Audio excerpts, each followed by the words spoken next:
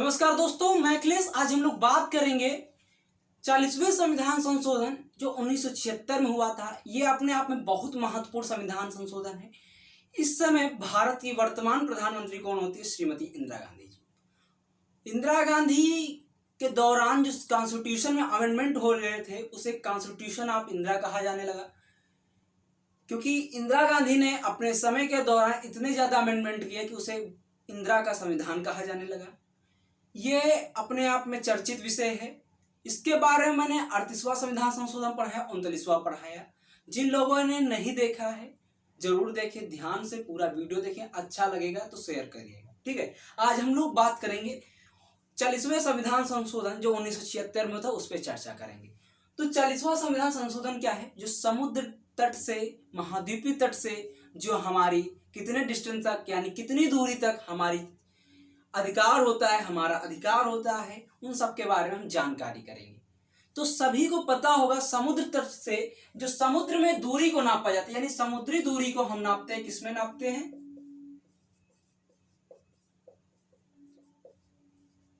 Nautical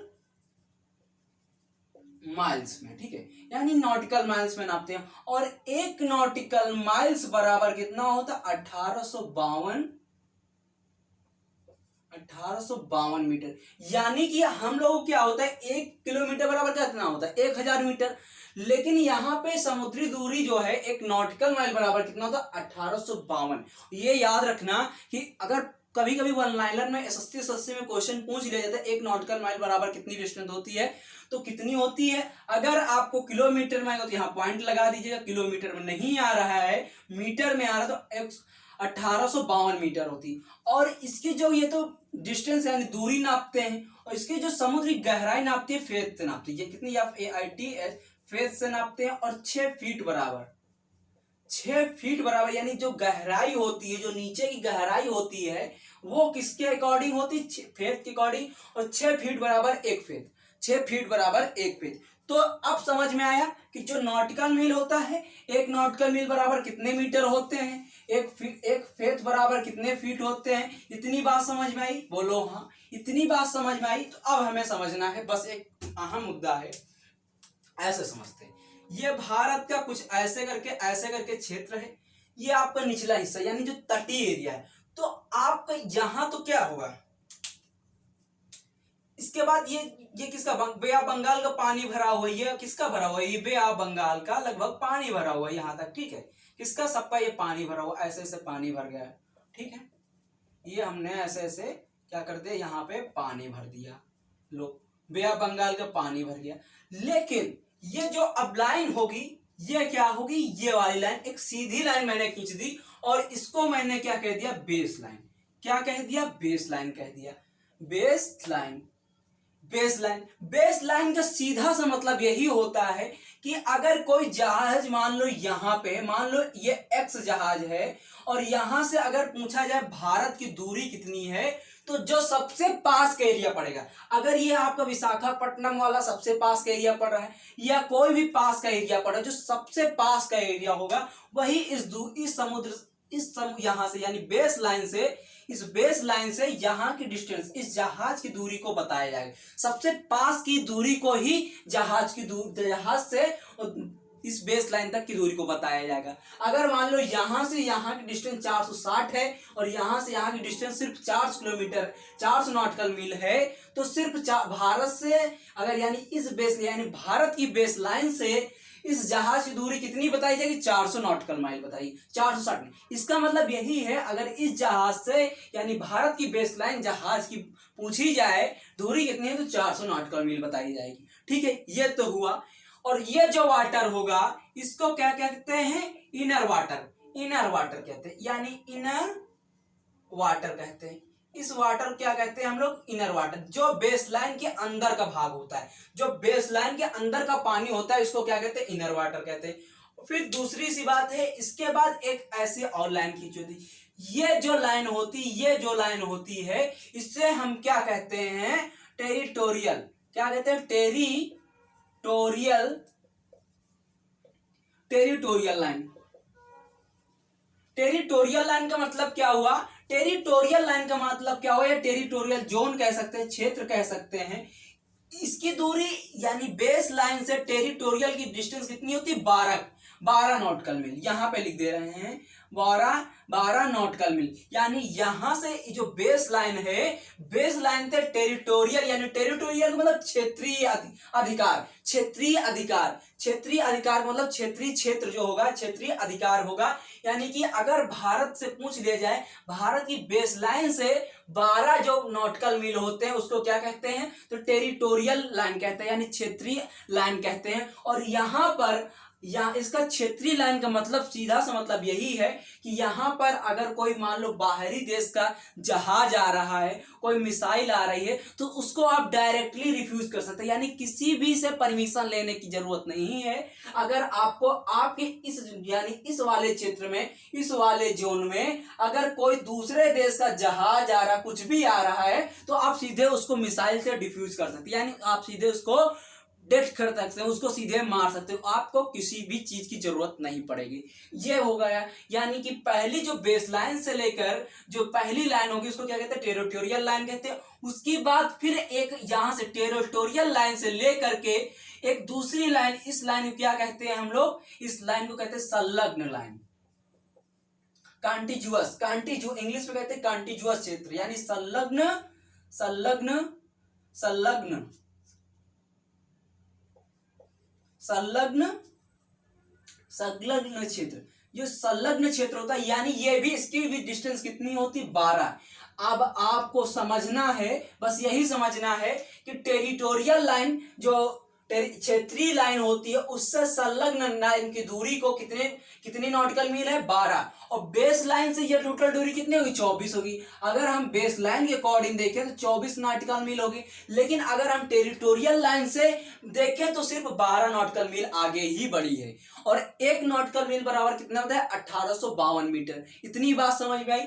अगर ये territorial line से हम देख रहे हैं संलग्न लाइन, जिसको कॉन्टिजुअस लाइन कहते हैं इंग्लिश में, उस क्षेत्र में देख रहे हैं, तो सिर्फ और सिर्फ कितने, 12 नॉटिकल मील बढ़ी हुई है। कितने नॉटिकल मील, 12 नॉटिकल मील बढ़ी है। लेकिन अगर इसी जो संलग्न लाइन यानी जो कॉन्टिजुअस लाइन है, वहां से बेस लाइन की डिस्टेंस को देखेंगे, बेस लाइन की डिस्टेंस से कॉन्टिजुअस लाइन को हम देखेंगे तो कितने, 24 नॉटिकल मील की डिस्टेंस आएगी। कितनी, 24 नॉटिकल मील आएगी। और यहां से बेस लाइन से अगर हम यहां की लाइन खींच दें तो कितने, 200 होती है नॉटिकल मील। इसको हम क्या कहते हैं, 200 नॉटिकल मील को हम यहाँ पे इस लाइन को क्या कहते हैं, 200 नॉटिकल मील लाइन को कहते हैं एक्सक्लूसिव, एक्सक्लूसिव इकोनॉमिक जोन। ठीक है, एक्सक्लूसिव इकोनॉमिक यानी अनन्य आर्थिक क्षेत्र। अनन्य आर्थिक क्षेत्र को क्या कहते हैं, 200 नॉटिकल मील जो होता है, यानी बेस लाइन से 200 नॉटिकल मील की दूरी को क्या कहते हैं, एक्सक्लूसिव यानी अनन्य आर्थिक क्षेत्र, एक्सक्लूसिव इकोनॉमिक जोन। अब सीधी सी बात है कि जो संलग्न क्षेत्र होता है इसमें क्या होता है, तो आप सभी को पता हो गया, बेस लाइन से संलग्न लाइन यानी कॉन्टिजुअस लाइन तक के क्षेत्र को क्या कहते हैं, इस क्षेत्र को कहते हैं, बेस लाइन से कॉन्टिजुअस लाइन एक क्षेत्र को क्या कहते हैं, कॉन्टिजुअस क्षेत्र। और इस क्षेत्र में यानी कि अगर कोई जहाज यहां पे है और हमारे कॉन्टिजुअस क्षेत्र यहां पे एंट्री कर गया, तो यहां पे आपको यह अधिकार नहीं है कि डायरेक्टली आप यहां पे इसको आक्रमण कर दें या इसको डिफ्यूज कर दें। यहां पे यह अधिकार नहीं, आप यहां पे जाकर उससे जानकारी लेंगे। अगर वो बिना आपके अधिकार के, बिना पूछताछ के वो आपके क्षेत्र में आया तो उस पर आप कर लगाएंगे, आप उस पर केस कर सकते हैं। यानी कि यहां तक, यानी बेस लाइन से कॉन्टिजुअस लाइन तक की क्षेत्र पर आप कर ले सकते हैं, उस पर कानून लागू कर सकते हैं, लेकिन उसको डायरेक्टली रिफ्यूज नहीं कर सकते, यानी उसको डायरेक्टली डेथ नहीं कर सकते, उसको डायरेक्टली उसके ऊपर मिसाइल आप नहीं छोड़ सकते हैं। सीधी सी बात है, अगर टेरिटोरियल लाइन तक यानी आपका जो टेरिटोरियल क्षेत्र होगा, जो क्षेत्रीय क्षेत्र होगा, अगर वहां पे कोई जहाज आ रहा है तो उसको आप बिना किसी आदेश के डायरेक्टली रिफ्यूज कर सकते हैं। लेकिन अगर आप कोई संलग्न क्षेत्र में आ रहा है तो उसको आप डायरेक्टली रिफ्यूज नहीं कर सकते। हाँ, उस पर आप क्या आर्थिक कर लगा सकते, यानी आपको जो कर है वो लगा सकते हैं, उस पर आप सारे कानून लागू कर सकते हैं, लेकिन आप उसको पूछताछ करेंगे तभी आप उस पर कुछ आक्रमण एक्शन ले सकते हैं, ऐसा नहीं बिना बताए। ठीक है, ये शर्त है।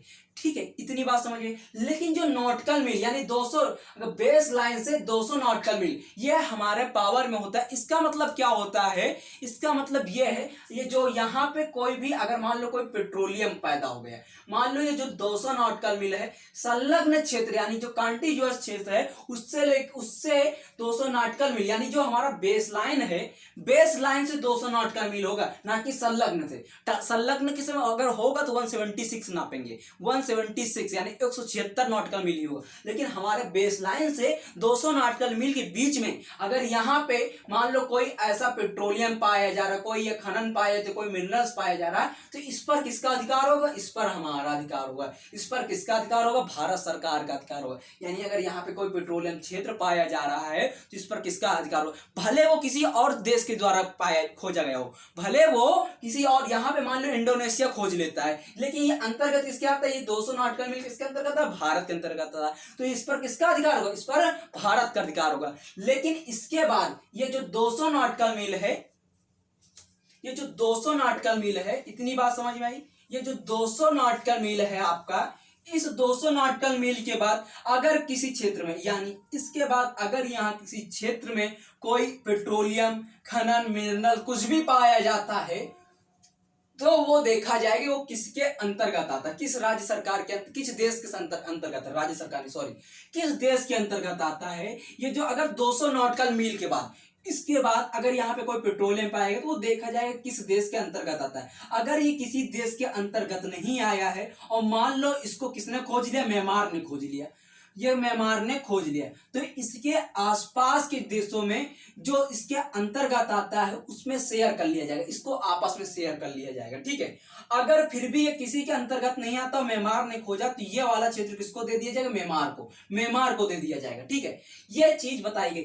आपको सिर्फ क्या रखना है, जो बेस लाइन से 12 नॉटिकल मील तक की दूरी होती है उसको हम क्या कहते हैं, टेरिटोरियल लाइन कहते हैं। वहां पे हमारा पूर्ण अधिकार होता है। अगर वहां पे किसी का दूसरे देश का जहाज आ रहा, कुछ भी आ रहा है, मिसाइल आ रही, तो उसको हम डायरेक्टली रिफ्यूज कर सकते हैं बिना किसी के आदेश के। ठीक है, यानी हमें किसी से परमिशन नहीं लेना है, सीधे हम रिफ्यूज कर सकते हैं। लेकिन उसके बाद जो बेस लाइन से कॉन्टिग्युअस लाइन होती है यानी संलग्न क्षेत्र होता है, उस क्षेत्र में हम क्या करेंगे, डायरेक्टली रिफ्यूज नहीं कर सकते। यानी उस पे हमें उसके बारे में जानकारी लेनी होगी, ये किस देश के लिए आ रहा है, कहां से आ रहा है, किस लिए आ रहा है। उस पर आप कर लगा सकते हैं, बाकी सारे कानून लगा सकते हैं, लेकिन आप उसको डायरेक्टली रिफ्यूज नहीं कर सकते, यानी उस पर डायरेक्टली आक्रमण नहीं कर सकते हैं। उसके बाद बेस लाइन से 200 नॉटिकल मील की दूरी को क्या कहते हैं, अनन्य स्पेशल जोन यानी एक्सक्लूसिव इकोनॉमिक जोन कहते हैं। उस क्षेत्र में अगर कोई भी आपका पेट्रोलियम है, मिनरल से कुछ भी पाया जा रहा है, वो आपका होगा। ठीक है, आगे की कहानी ये भी बता दी। उसके बाद अगर कुछ भी पाया जा रहा है तो वो उसमें जिस देश ने खोजा उसका अधिकार होगा, या तो जिसी के अंतर्गत आ रहा है उसका अधिकार होगा। ठीक है, ये सब चीजें, जैसे यहाँ पे अगर 200 अंतर्गत आ रहा, भले यहाँ पे कोई और देश खोज ले, बांग्लादेश खोज ले, अगर ये भारत के अंतर्गत आ रहा है तो ये भारत का ही होगा, भले ही कोई देश खोज ले। तो इतनी बात समझ में आई। अगर इतनी बात समझ में आई तो आई होप नॉटिकल मील आपको समझ में आ गया होगा। अब हमें बस चर्चा करनी है कि जो 40वां संविधान संशोधन है इसमें क्या किया गया, इसके बारे में बात करते हैं।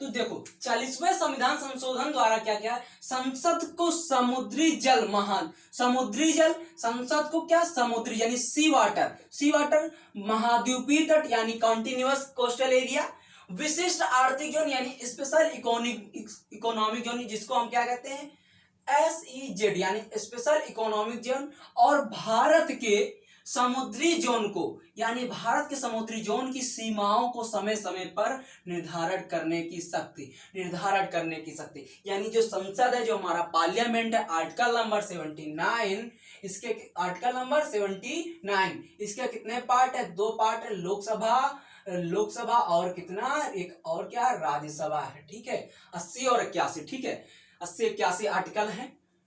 ठीक है, तो सीधी सी बात बताइए, संसद को समुद्री जल, महाद्वीपीय तट विशिष्ट आर्थिक जोन यानी स्पेशल इकोनॉमिक जोन और भारत के समुद्री जोन की सीमाओं के समय समय पर निर्धारण की शक्ति, यानी जो हमारा पार्लियामेंट है उसको क्या है, जो समुद्री जोन जल है, समुद्री जल यानी सी वाटर, महाद्वीपीय तट यानी कि कॉन्टिन्यूअस कोस्टल एरिया, विशिष्ट आर्थिक जोन क्षेत्र यानी स्पेशल इकोनॉमिक जोन और भारत के समुद्री जोन की सीमाओं के समय समय पर निर्धारण की शक्ति है। यह किस अमेंडमेंट द्वारा बताया गया? 38वें संविधान संशोधन द्वारा बताया गया। इतनी सी बात समझ में आई?